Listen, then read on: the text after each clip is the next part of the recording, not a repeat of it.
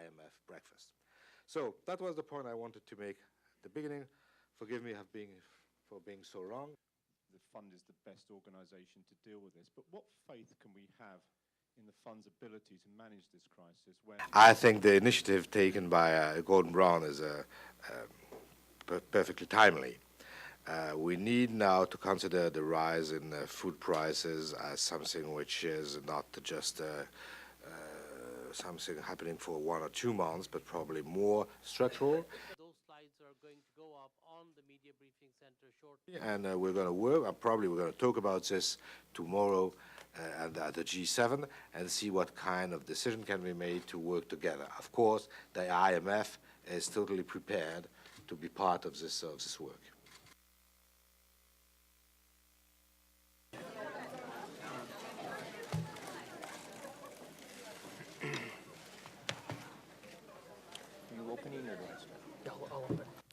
In U.S. and Europe over the last year, we've been focused on the prices of gasoline at the pump.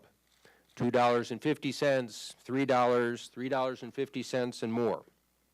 While many are worrying about filling their gas tanks, many others around the world are struggling to fill their stomachs, and it's getting more and more difficult every day.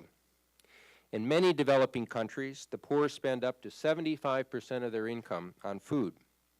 When prices of basic foods rise, it hits hard. I would ask you if you could please identify yourself and the name of your outlet. In Bangladesh, a 2-kilogram bag of rice, like this, now consumes about half of the daily income of a poor family. With little margin for survival, rising prices too often mean fewer meals. Or take wheat, where over the past year the price has risen by 120%. That means that the price of a loaf of bread, like this, has more than doubled. Poor people in Yemen are now spending more than a quarter of their incomes just on bread. You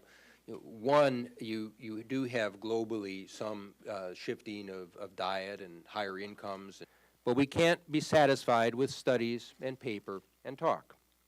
This is about recognizing a growing emergency, acting, and seizing opportunity too.